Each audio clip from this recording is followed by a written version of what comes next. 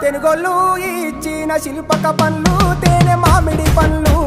తీయంగా తిందామె తీరొక్క పండ్లు చిలక నేరేడు పండ్లు కాపంలో ఇచ్చిన మక్క కంకులు అవి పాల కంకులు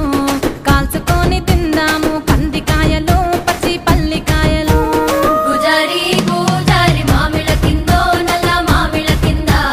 కుసుమరోళ్ళేసిన కుందన బొమ్మ అది కుందన బొమ్మ